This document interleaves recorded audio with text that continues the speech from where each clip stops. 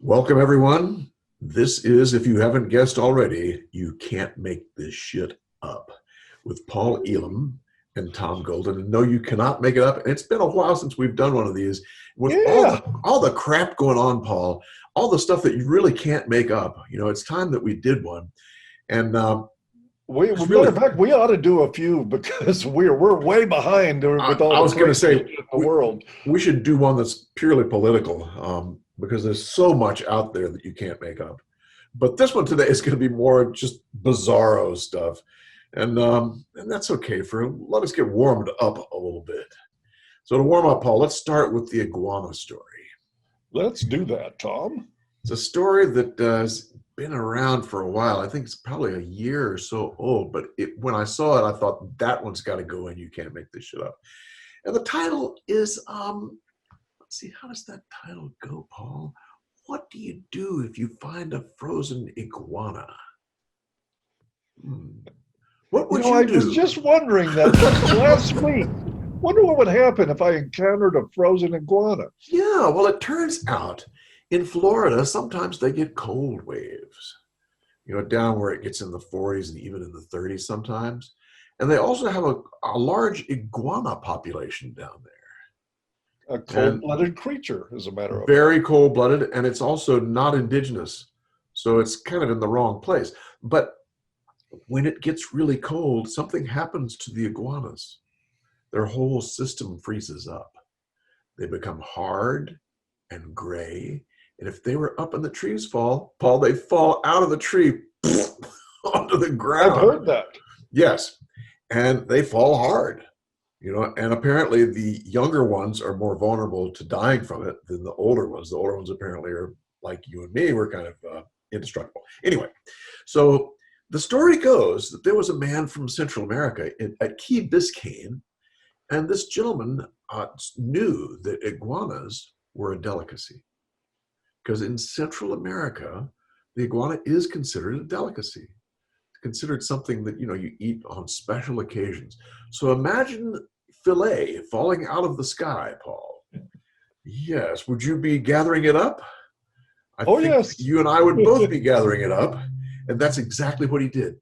He went and he found all of these iguanas. Big, you know, these things get up to 5 feet long. These are they're big creatures. These are not little guys, you know, 5 feet. So he's gathering these huge iguanas and putting them into his car. Frozen iguanas, mind you. Frozen, gray, stiff iguanas. They're not moving.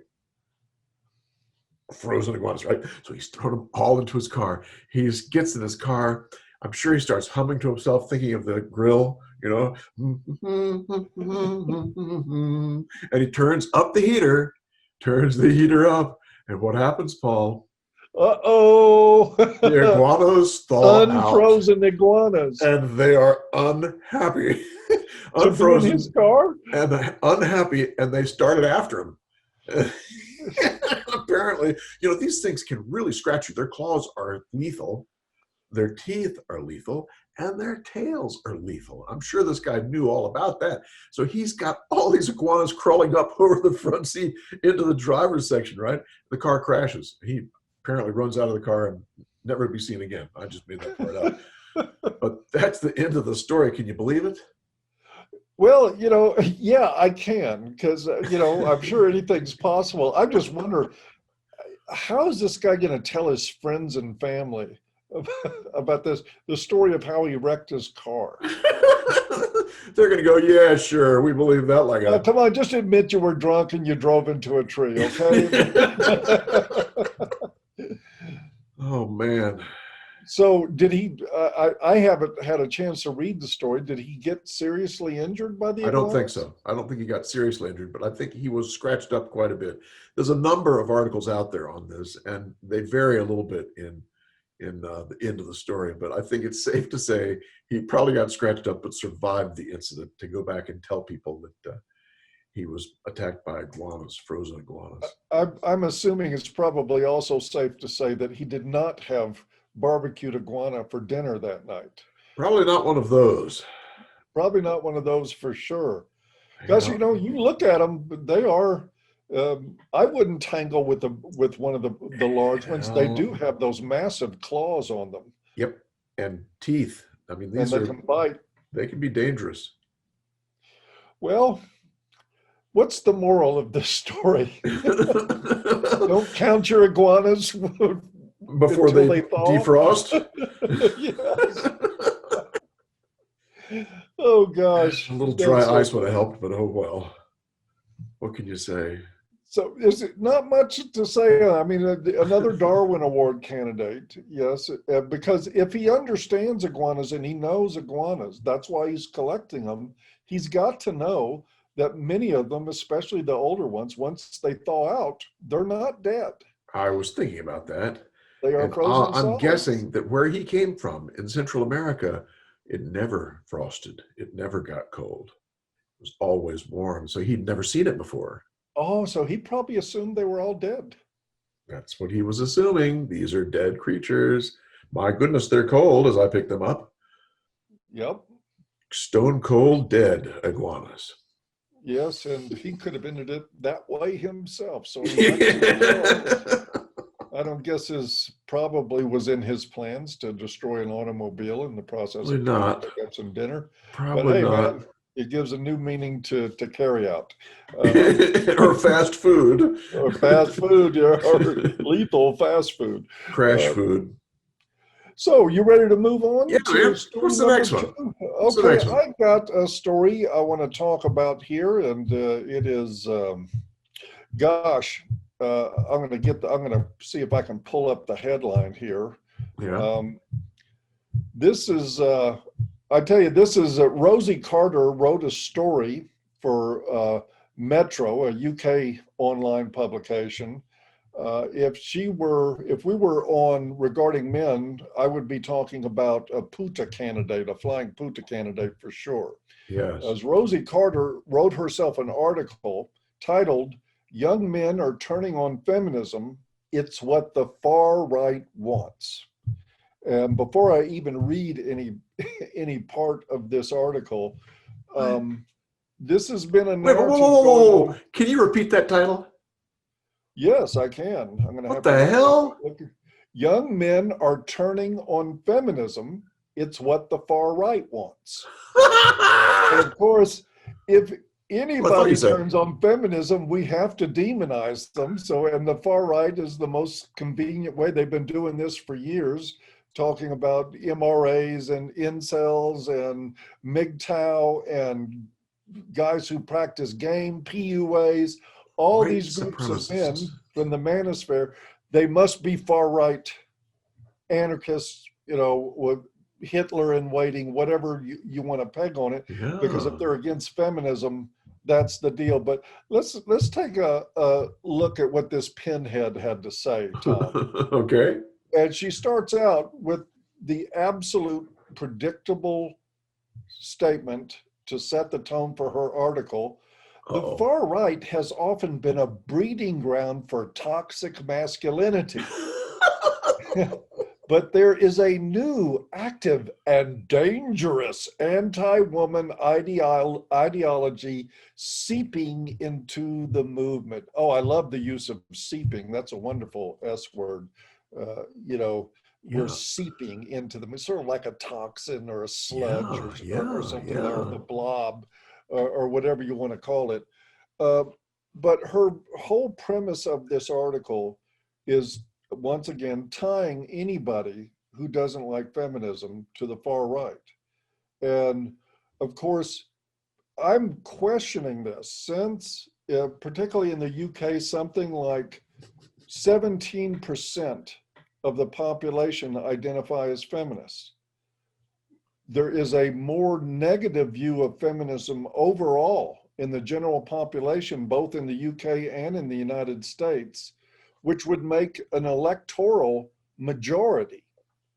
So if that's true, then how can she tie us to the far right? The far right would be winning every election if her logic held out, but it doesn't. Nope. Anyway, she goes on to say, and in a climate, and I love this part, the second paragraph, and in a climate Where men feel more uncertain of their place in society, there is considerable worry that this way of thinking could occupy a place in the mainstream. Well, I've got bad news for this twit. To begin with, that view of feminism already has a place in mainstream society. Most people don't identify as feminists. Most people don't see feminism as a movement for equality. What they see a lot of people for what it is. Of course, you know, there's still a fairly healthy amount of people that have been duped into believing that, you know, feminism is a movement for equality. And of course, women like this one really depend on that brainwashed lot of people in order to feel like they have any legitimacy at all. But she goes on, Tom, to talk about young people. She said, in a recent report for Hope Not Hate, I love names like that. Hope Not Hate. She's so wholesome. Gosh, I just love this girl. She's all about hope, just like Obama was. That's right. She claims to have polled over 2,000 16 to 24-year-olds. Wow. Across the UK. I don't believe that she did that, but that's okay. I mean, robocall. Typical news, you know, sources for fake news media these days. She polled over 2,000 16 to 24-year-olds across the UK and found that while the vast majority of young people are open-minded on the issues of immigration, we'll have a discussion about that later. It's not immigration, it's invasion. Race and LGBTQ rights, when it comes to gender equality, there was a huge gulf between young men and young women. No. Duh. Half of the young men thought feminism has gone too far and makes it harder for men to succeed. And to that, I can only ask, why only half? Yeah, really? She's sandbagging. So she's saying half of young men have it right. Yes, exactly. And I agree with that. They do. How do we get to the other half? And this is possibly, and I guess what, Rosie, or hold it, what's her name again? Her name Roscoe is, yes, Rosie Carter. And this is why she claims that since half of young men see feminism as something negative, which is accurate, this is what makes them dangerous. And so I have news for Rosie.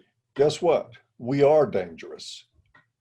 We are dangerous to your philosophy. We're dangerous to the extent that we expose your lies, that we tell people the truth. And Tom, I'm actually quite wonderfully elated to hear that even in her slanted supposed 2,000 queries with young people, that half the young men view feminism negatively and as something that operates at their expense. Yes. And guess what? It does. Absolutely. How could they not know? No. Rosie gets high marks though in creativity. Yes, she does. Because you know what, her creativity is solely in how she can keep from getting any feedback. You know, any feedback, she turns it around, and she's one of these la la la la la la la la, you know.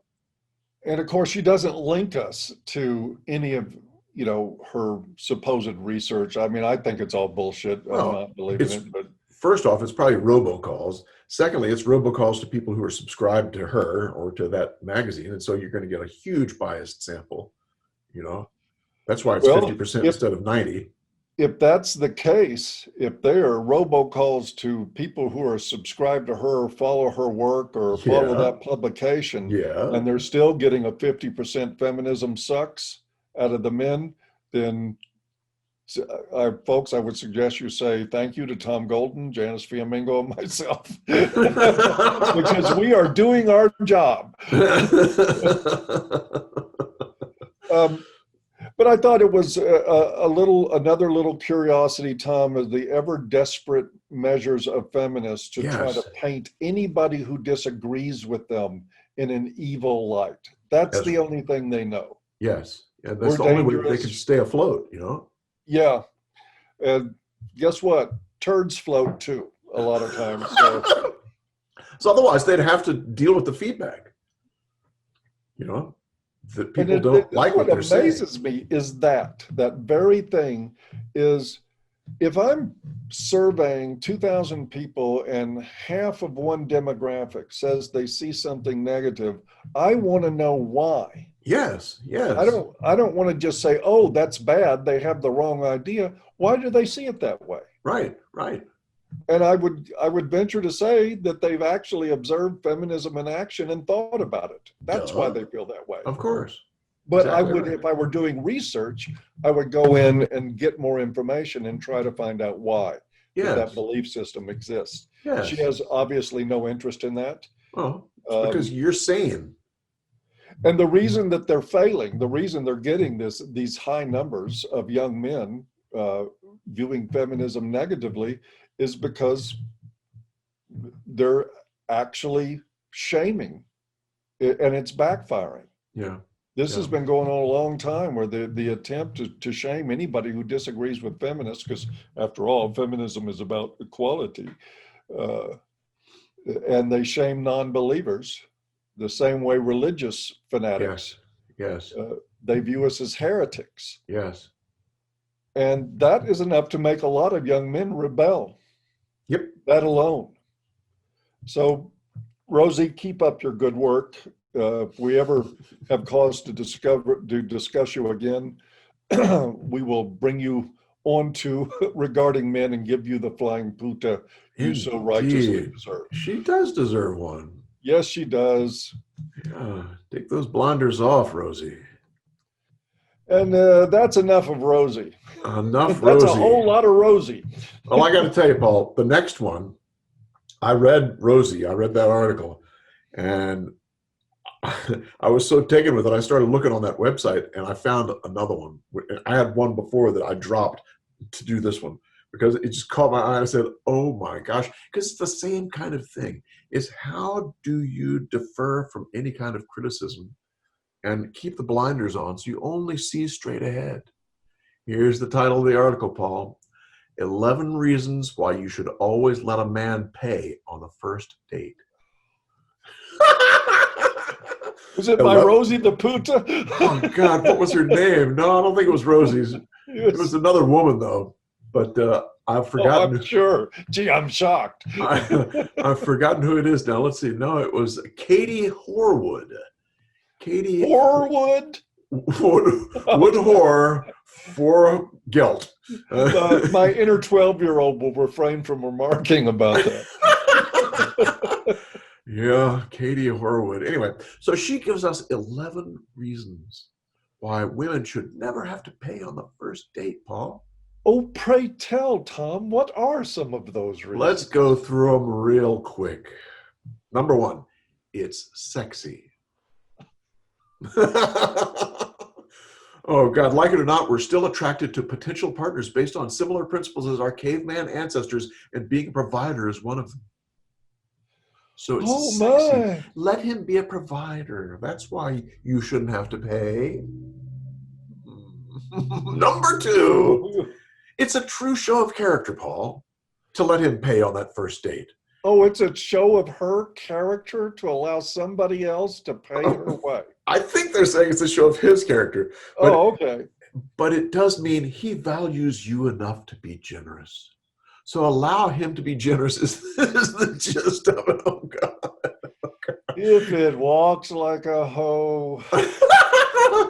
Yeah. Number three, but I wouldn't expect my friend to pay for my night out.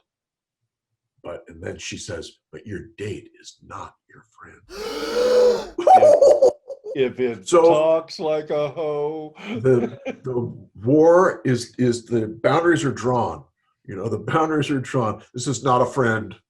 This is a competition here, and make him pay. Make him show he's generous. Oh, God. It's not all about the money. Number four, it's not all about the money. It's about the value of your company. Yes. So pump, pump, pump, pump, pump, pump, inflate, inflate, inflate. Oh my gosh. Number 5. It's kind of like the one before. Let him be the provider. Allowing your date to pay means you are letting him flex a bit of the old man muscles. Oh, yes. You We let love him be a patriarchy when it means free chicken dinner. let Good him be Lord. a man. Oh, yeah. Let If him be he's a going to man. pay, let him be a man. Number 6, you don't owe him anything.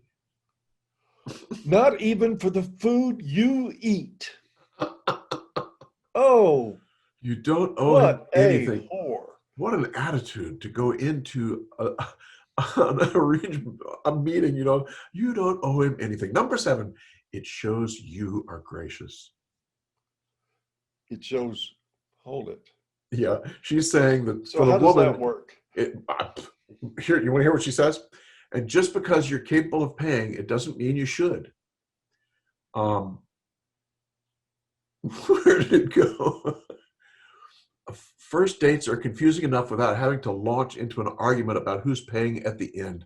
Offering to pay but graciously accepting the offer not to shows your date you're happy to pay your way, but won't get scary if he insists you don't. So you're gracious. You allow him to pay, Paul. Well, that is a sign of good character. How That's right. generous of women to allow us to pay for shit. And Number to, 8, don't confuse manners with gender stereotypes. It's okay to enjoy old school manners. translation, it's not a gender stereotype when you benefit from it. If you get a payday, that's not sexism. Oh, God. Your turn will come pulling out a calculator and splitting a bill straight down the middle. And that is fine if you're 14. Well, yeah, and if you're fucking retarded at math and need a calculator to split a dinner check. Far more grown-up way of dating is taking turns on picking up the bill or offering to buy a round of drinks after the meal to show you're not in it for a free ride. I think that I don't have a problem with that statement at all. So if that is true, if that's the proof that you're not in it for a free ride, that you're there because you want to be, why doesn't that apply from the beginning? There you go. And also the thing that got me was splitting a bill straight down the middle is fine if you're 14. They're shaming people for Yes. wanting to be equal, for wanting to do it equally. Oh, you're like 14 years old. Oh, Yeah, I didn't even necessarily catch that the first time you said it. So she's shaming you for wanting equality. Yes, exactly. How very feminist of her. Yes, exactly right. And all of these are the same thing. They're saying, well, feminism is what I believe, but this is what I will act on. Oh, You know? If he can't afford to treat you on a first date, he shouldn't be on it. Okay, yeah. He can't afford it. He shouldn't even be there. So in other words, only date people who've got plenty of money. Oh, of course. You know? Absolutely. To can pay so that you feel gracious about them paying. Yes, I yes. love the logic of this You're bitch. letting him pay. And number 11, it means he likes you. So you allow him to prove that he likes you, but there's nothing about having her show that she likes him. And ladies, let me give you a suggestion. That's not necessarily the perfect barometer of whether or not a guy likes you. If you really want to find out if he likes you, offer him a hand job under the table during dinner.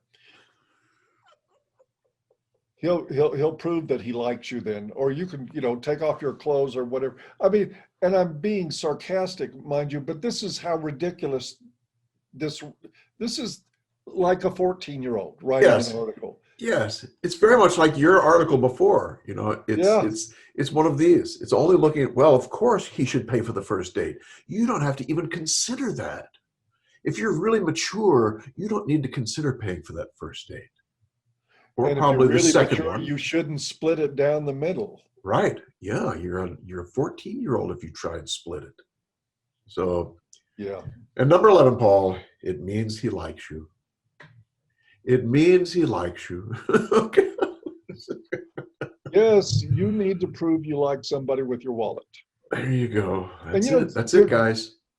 to be honest, I remember it was quite some time ago, but I talked once to a therapist I knew who happened to be one of these Harville Hendricks Oh acolytes, God. an Yeah. imago relationship Yeah. therapist. Yeah. And she talked, I was married at the time, and we were having dinner with her, and she talked about how romantic it was for men to pay. Yeah. That should be number 12. Yeah. And I asked her, I said, well, how much do you charge? Let's put a price tag. What does it cost for you to feel? And the other part she liked was that it made her feel feminine when the Yeah. guy paid. So I said, okay, so how much do you charge? And what you're saying is your femininity comes from a man's wallet. Oh God, what'd she say, Paul? She just turned red and didn't have any answers. I bet she didn't. And this is, but guess what? This woman taps in her article, Tom, to how many women think Yes. about Yes. romance and such. Oh, I'm special. He needs to treat me special, which means, Yes. keep doing that guy. Yes. It's an excuse. Each one is an excuse to not pay. And No. women, I will say it bluntly, if you think a man's place is to pay for your company, you are a prostitute. There is no other way to look at it. If you think a man should pay to make you feel feminine, to make it feel romantic, or because you're so special, or just as the woman who penned that turd of an article saying that, this is a proof that he likes you and all this stuff, you're a prostitute. Go ahead and admit it. You're a hooker. Yes. And you're dressing up like a non-hooker, but you're a hooker. And if you just go ahead and accept that and admit to it, then you might feel the necessary and appropriate shame to change your ways and start bringing your fucking purse with you to dinner, acknowledging that you're a goddamn grown-up and that you owe it to yourself and your self-respect to pay your fucking way in life. That's just my 2 cents. I'd say that's more than 2. But come to a relationship as an adult. No, Not as imagine that. Yeah, that's all you're saying. I mean, it's just that's all you're saying. Come to the relationship like a grown-up, yes. And I'm telling you, Paul, we have taught our young women to not do that.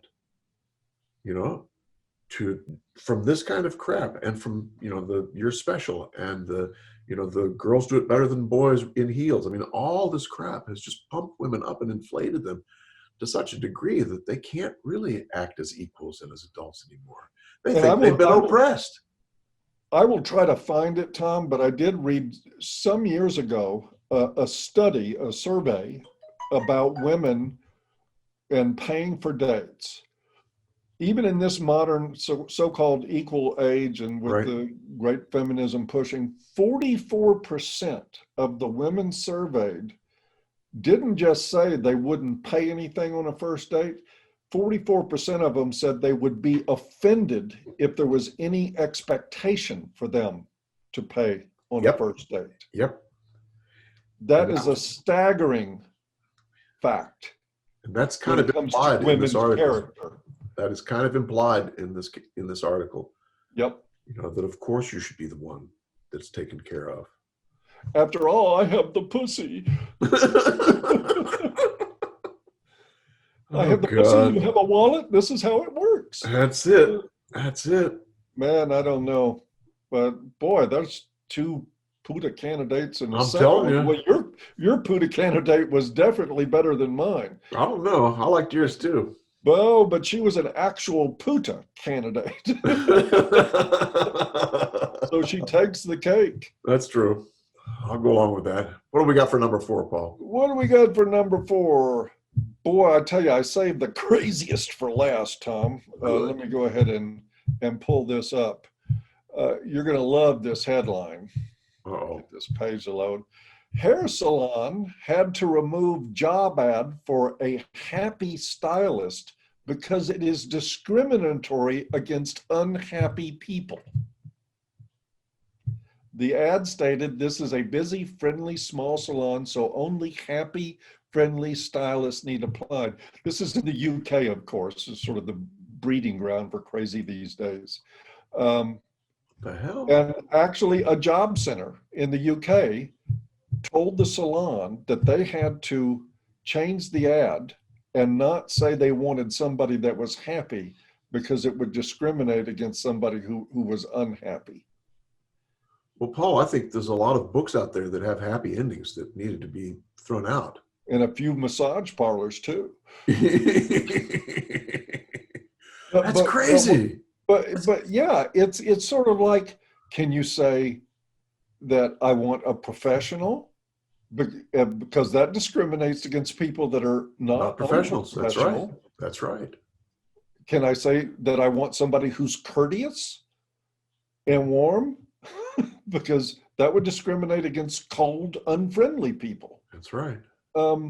This is, folks, this is why we call this discussion, "You can't make this shit up." Really? Because you can't make this shit up. I'm going to read you just a few pieces of the article here. Yeah, good. A hair salon says it was told by a job center it couldn't run an advertisement recruiting a, quote, happy stylist because the word is discriminatory against unhappy people.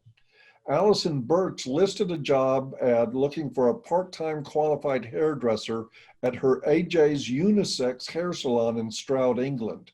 The position called for someone with 5 years experience working in a salon who is confident in barbering as well as all aspects of hairdressing. And the advertisement stated, "This is a busy, friendly, small salon, so only happy, friendly stylists need to apply." But on Wednesday, Birch said she received a call from her local job center informing her that they could not run her ad because the word happy is considered discriminatory.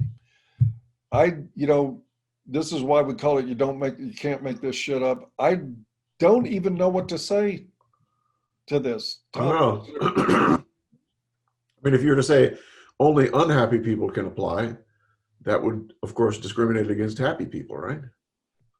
Well, and it calls into question, can you have personality characteristics that you want in your employees in a company? Which I would argue, hell yes. You should. Absolutely. I don't want unhappy people. If I own a company, yes, it is. And I don't want heroin addicts.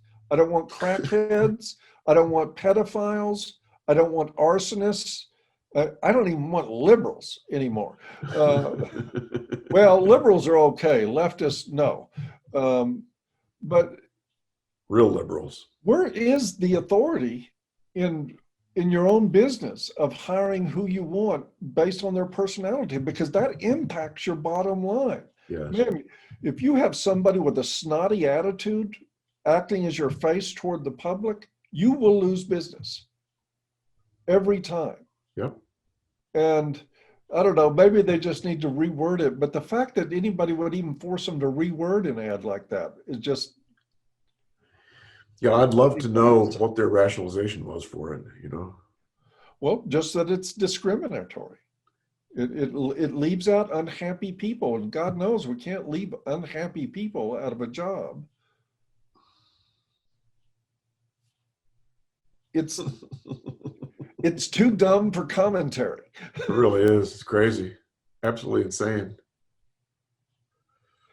And so, I don't know if I want to comment on this anymore or not, Tom. It's just like, I don't know what to say. It's just I don't know crazy. what to say either. It's too dumb.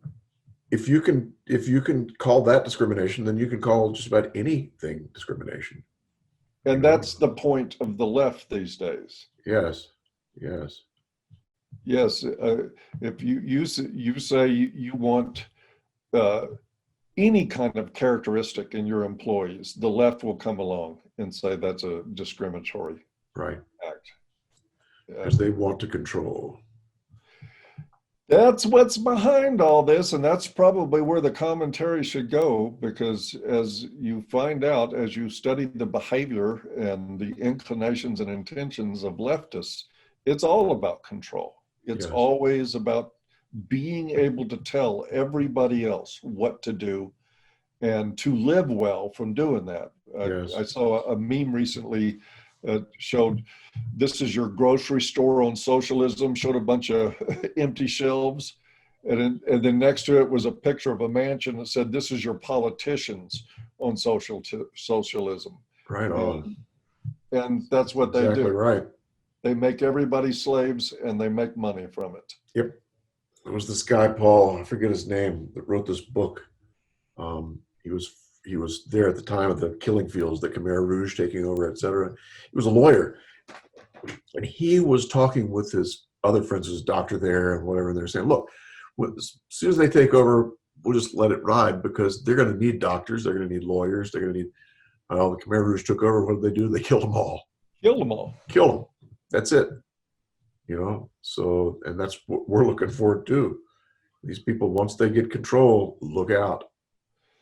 Listen, and I feel comfortable talking about this openly because I know that it's true. If you look at the pattern right now of the way whites are being demonized, Right? this doesn't end well. No. For people who think we could never see another repeat of the Holocaust or anything like that, you better think again. Yeah, if you allow people to literally discriminate based on the color of the skin, then you are marching in that direction. Well, that's what they did with the Jews in the 1930s. Before they ever laid a finger on They Jews, soften things up. they softened up the public's mentality so they could start dispatching them by demonizing them. Yes. And spreading malicious propaganda about them, very similar to what you see in this wokeism about whiteness right now. And they've been softening things up for 30 years with white men. Except for one small problem, Tom Golden. What's that, Paul? The Jews in 1936 Berlin didn't have 100 million guns. Well, remember, the Germans did take away the Jews' guns. They probably didn't have 100 million, but they did have guns, and they were taken away. Yep, and they're aiming to try to take them away here. I wish them lots of fun and luck with that. Oh boy, it's going to get interesting, eh? Because I can promise you, all you need is like 1 million people out of the 60 million that are being targeted, the gun owners, which are closer to 70 million, I think. If you get 1 million of those that say, fuck this, I'm not giving them up, then the government, I don't care who's running things, has a terrible problem on its hands. Yes. And that's the way it should be. Big Second Amendment advocacy here. Yep. That may save us yet. Gun rights are men's rights. Absolutely. And honestly need to keep it that way. Well, that's it for my two and your two. What do you think, Golden? We're finished, man. And we're going to get back to this. We're going to get back to the you can't make this shit up. Yeah, we've had some requests, and I miss doing these. I do too. We got so busy with regarding men that we sort of slipped away from this. It's settling out now. Things are going good. By the way, if you haven't joined Regarding Men, link below. You should join Regarding Men. Come to any of our daily groups. These guys are having a blast in there. They're raving about it. And if you join and visit, you'll see why they are. Yep. It'll become immediately apparent to you just how important these groups have become. Yes. So we wish you, with that, a good day, and reminder that men are good. Indeed, as are you. As are you. Good you guys deal. have a great one, and we'll see you next time. All right. Bye-bye.